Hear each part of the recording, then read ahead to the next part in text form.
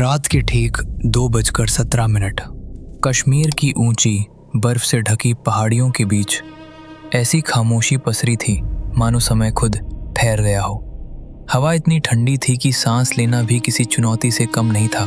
इसी सन्नाटे को चीरती हुई रेडियो पर एक धीमी लेकिन स्थिर आवाज गूंजी, टारगेट न्यूट्रलाइज्ड, टीम सेफ। उस एक वाक्य के साथ एक ऐसा मिशन समाप्त हुआ जिसका कोई आधिकारिक रिकॉर्ड नहीं है, जिसका कोई सार्वजनिक जिक्र नहीं है और जिसे जानने वाले लोग आज भी खामोशी की कसम लिए हुए हैं।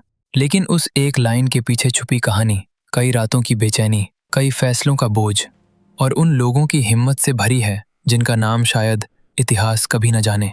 ये कहानी शुरू होती है उस दिन से जब दिल्ली के एक सुरक्षित कमरे में बैठे कुछ लोग अचानक खामोश हो गए थे। कमरे में लगी स्क्रीन पर कुछ सैटेलाइट तस्वीरें दिख रही थीं, घने जंगल, पहाड़ी इलाका और बीच में कुछ अस्थायी ढांचे। पहली नज़र में ये किसी साधारण कैंप जैसा लग सकता था, लेकिन जो जानकारी इन तस्वीरों के साथ आई थी उसने सब कुछ बदल दिया। सूचना ये थी कि पाकिस्तान के कब्जे वाले कश्मीर में एक नया लॉन्च पैड सक्रिय हुआ है और वहां से अगले 72 घंटों के भीतर भारत के किसी बड़े शहर, संभवतः दिल्ली या मुंबई, में एक बड़ा आतंकी हमला किया जा सकता है। ये कोई सामान्य चेतावनी नहीं थी। इनपुट कई स्रोतों से कंफर्म हुआ था, लेकिन समस्या ये थी कि पूरी जानकारी अभी भी अधूरी थी। हमले का तरीका क्या होगा, कितने लोग शामिल होंगे और सटीक टारगेट क्या होगा, ये सब स्पष्ट नहीं था। केवल इतना तय था कि अगर ये हमला हुआ तो उसका असर बहुत बड़ा होगा। कमरे में मौजूद अधिकारियों के सामने दो रास्ते थे। पहला, हम इंतजार करें, निगरानी बढ़ाएं और हमले को भारत की सीमा के भीतर रोकने की कोशिश करें। दूसरा, उस खतरे को वहीं खत्म कर दिया जाए जहां वो पैदा हुआ है, यानी LOC पार करके दुश्मन के इलाके में जाकर उस लॉन्च पैड को नष्ट कर दिया जाए। पहला रास्ता सुरक्षित लग सकता था, लेकिन उसमें जोखिम ज्यादा था, क्योंकि एक बार अगर आतंकी भारत में दाखिल हो जाते तो उन्हें रोकना बेहद मुश्किल हो जाता। दूसरा रास्ता ज्यादा आक्रामक था, ज्यादा खतरनाक था, लेकिन उसमें एक संभावना थी, खतरे को शुरू होने से पहले ही खत्म कर देने की। लंबी चर्चा के बाद फैसला लिया गया, इंतजार नहीं किया जाएगा। इसके बाद शुरू हुई उस ऑपरेशन की तैयारी जिसके बारे में आज भी बहुत कम लोग जानते हैं। भारतीय सेना की स्पेशल फोर्सेज में से 12 कमांडो चुने गए। ये वे लोग थे जिनके लिए कठिन से कठिन मिशन भी सिर्फ एक और जिम्मेदारी होता है। इनमें से कई पहले भी दुश्मन के इलाके में ऑपरेशन कर चुके थे। कई ने आतंकवाद के खिलाफ लंबा अनुभव हासिल किया था, लेकिन इस बार जो होने जा रहा था वो अलग था। उन्हें साफ बताया गया, कोई बैकअप नहीं होगा, कोई एयर सपोर्ट नहीं मिलेगा और अगर कुछ गलत हुआ तो वापस आने की संभावना बेहद कम होगी। इसके बावजूद किसी ने सवाल नहीं किया, क्योंकि उनके लिए यह सिर्फ एक मिशन नहीं था, ये एक जिम्मेदारी थी अपने देश को बचाने की। ऑपरेशन की रात आई। आसमान बादलों से ढका हुआ था, जो उनके लिए फायदेमंद था क्योंकि इससे दृश्यता कम हो जाती है। 12 कमांडो पूरी तैयारी के साथ पूरी खामोशी में आगे बढ़े। उनके पास अत्याधुनिक हथियार थे, लेकिन उससे भी ज्यादा महत्वपूर्ण था उनका अनुशासन और संयम। LOC के पास पहुंचना ही अपने आप में एक चुनौती होता है। वहां हर जगह खतरा होता है, बारूदी सुरंगें, सेंसर और दुश्मन की चौकियां। लेकिन उन्होंने एक एक कदम सोच समझ कर रखा। हर मूवमेंट प्लान के अनुसार था। कई बार उन्हें रुकना पड़ा, कई बार उन्हें जमीन पर लेटकर इंतजार करना पड़ा ताकि दुश्मन की नजरों से बचा जा सके।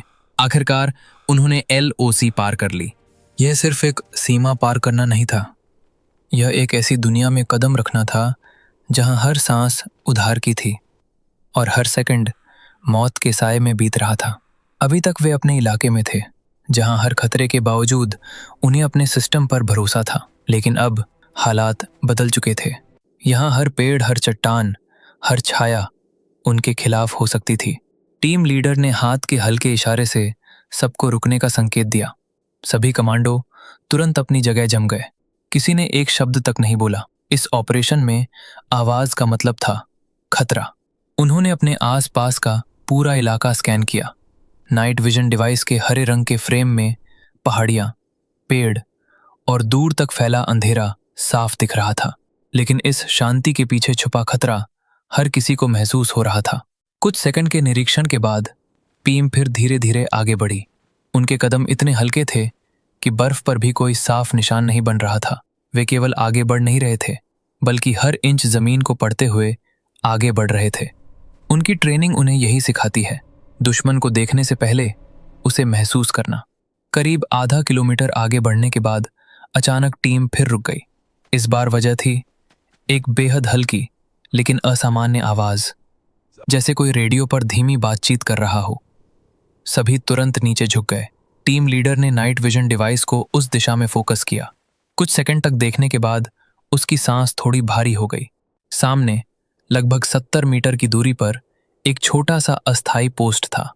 2 सशस्त्र गार्ड वहां तैनात थे। उनके पास आधुनिक हथियार थे और वे पूरी सतर्कता के साथ इलाके पर नजर रखे हुए थे। ये कोई सामान्य पोस्ट नहीं था। ये एक चेतावनी थी कि दुश्मन इस इलाके में पूरी तरह सक्रिय है। अब टीम के सामने एक मुश्किल फैसला था। अगर वे इस पोस्ट से टकराते हैं तो मिशन शुरू होने से पहले ही खत्म हो सकता है।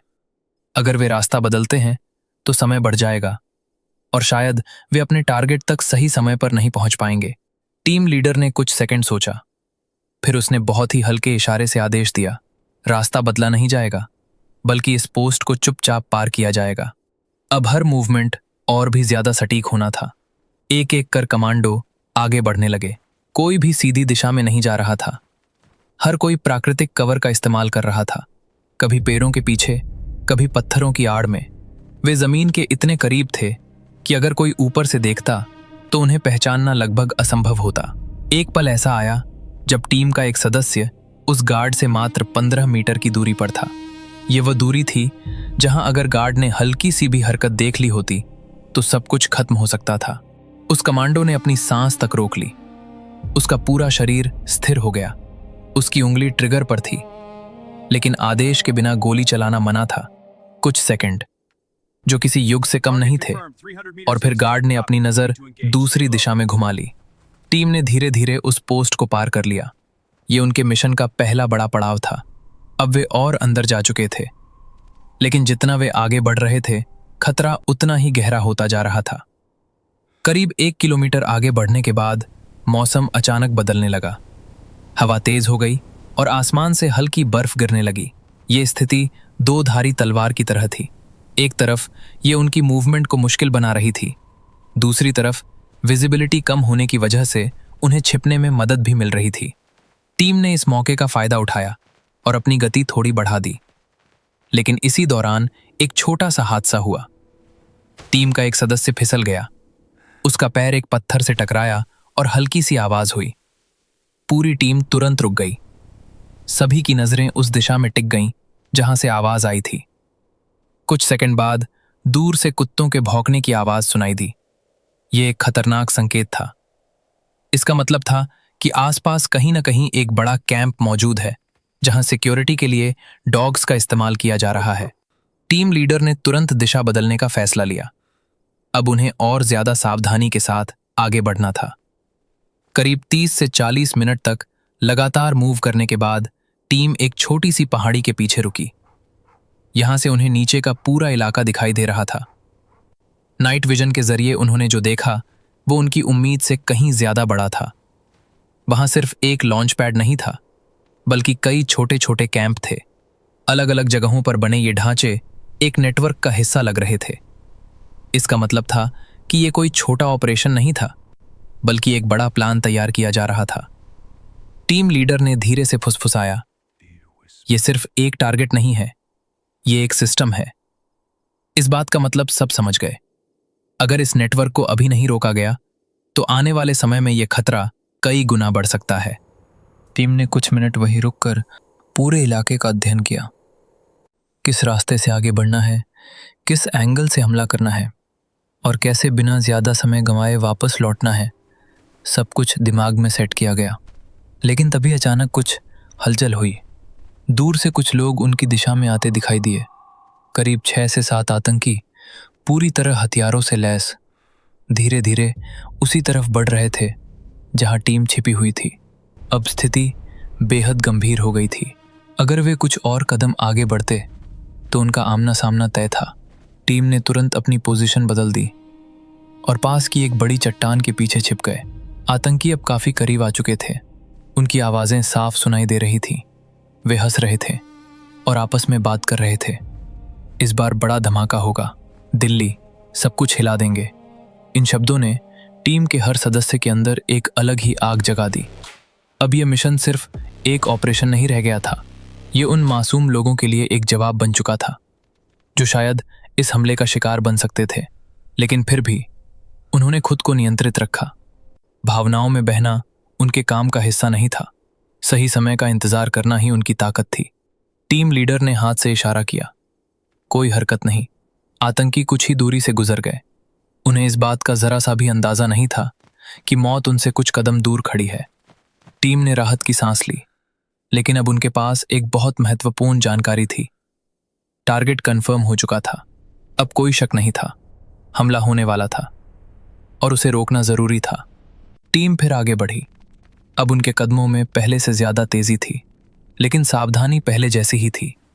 हर सदस्य के दिमाग में एक ही बात थी, अगर आज ये मिशन सफल हुआ तो हजारों लोग बच जाएंगे, और अगर नहीं तो शायद इतिहास एक बार फिर दर्द और खून से लिखा जाएगा। कई घंटों के बाद उन्हें दूर से हल्की रोशनी दिखाई दी। उन्होंने रुककर निरीक्षण किया। ये वही लॉन्च पैड था। वहाँ कई अस्थायी ढांचे बने हुए थे। कुछ लोग घूम रहे थे और आसपास हथियार रखे हुए थे। यही वो जगह थी जहाँ से हमले की योजना बनाई जा रही थी। टीम ने अपनी पोजीशन ली। हर कमांडो को उसका टारगेट पता था। सब कुछ पहले से तय था। अब बस सही समय का इंतजार था। फिर आदेश मिला, एक शब्द में, एग्जीक्यूट। पहली गोली चली और उसके साथ ही खामोशी टूट गई। कमांडोज ने बेहद सटीकता और तेजी से हमला किया। उन्होंने पहले उन टारगेट्स को निशाना बनाया जो अलार्म बजा सकते थे या जवाबी कार्रवाई कर सकते थे। कुछ ही सेकंड में कैंप में अफरा तफरी मच गई। आतंकी समझ ही नहीं पाए कि हमला कहाँ से हो रहा है। कमांडोज लगातार मूव करते रहे, पोजीशन बदलते रहे और एक एक कर सभी टारगेट्स को खत्म करते गए। पूरा ऑपरेशन कुछ ही मिनटों में खत्म हो गया। लेकिन तभी एक आतंकी किसी तरह अलार्म बजाने में सफल हो गया। अब समय बहुत कम था। टीम ने तुरंत वापसी शुरू की, लेकिन अब स्थिति बदल चुकी थी। दुश्मन अलर्ट हो चुका था। आसपास की चौकियों से हलचल बढ़ गई थी। सर्च ऑपरेशन शुरू हो चुका था। टीम तेजी से आगे बढ़ रही थी, लेकिन रास्ते में एक बार फिर उनका सामना दुश्मन से हुआ। इस बार बचना संभव नहीं था। गोलीबारी शुरू हुई। उसी दौरान एक कमांडो घायल हो गया। स्थिति गंभीर थी। अगर वे रुकते तो खतरा बढ़ जाता। अगर वे आगे बढ़ते तो घायल साथी को पीछे छोड़ना पड़ता। लेकिन उन्होंने एक तीसरा रास्ता चुना। उन्होंने अपने साथी को कंधे पर उठाया और आगे बढ़ते रहे। ये आसान नहीं था। वजन बढ़ गया था, गति कम हो गई थी और खतरा पहले से ज्यादा था। लेकिन उन्होंने हार नहीं मानी। वे लगातार चलते रहे, रुक रुक कर आगे बढ़ते रहे और आखिरकार कई घंटों की कठिन यात्रा के बाद उन्हें LOC दिखाई दी। ये उनका आखिरी चरण था। दुश्मन अभी भी उनका पीछा कर रहा था, लेकिन अब वे अपने क्षेत्र के करीब थे। एक एक कर सभी कमांडो ने सीमा पार की। आखिरी व्यक्ति के पार करते ही रेडियो पर संदेश भेजा गया, टीम सेफ। अगले दिन देश में सब कुछ सामान्य था। कहीं कोई खबर नहीं थी, किसी को कुछ पता नहीं था, क्योंकि ये ऑपरेशन आधिकारिक रूप से कभी हुआ ही नहीं। लेकिन सच्चाई ये है कि उस रात कुछ लोगों ने अपनी जान जोखिम में डालकर एक बहुत बड़े खतरे को टाल दिया था। उन्होंने न सिर्फ एक मिशन पूरा किया, बल्कि अनगिनत लोगों की जान बचाई। ये कहानी उन लोगों की है जो बिना नाम के, बिना पहचान के देश की सुरक्षा के लिए काम करते हैं, जो हर बार अंधेरे में जाते हैं ताकि देश उजाले में रह सके। और शायद यही असली ताकत है भारत की। अगर ये कहानी आपको कुछ महसूस कराती है, अगर आपको लगता है कि ये आपके दोस्तों को भी सुननी चाहिए, तो अभी शेयर करो। चैनल सब्सक्राइब जरूर करो, क्योंकि ऐसी और भी अनटोल्ड स्टोरीज आती रहेंगी। मैं हूं आपका दोस्त और मिलता हूं अगली कहानी में। जय हिंद।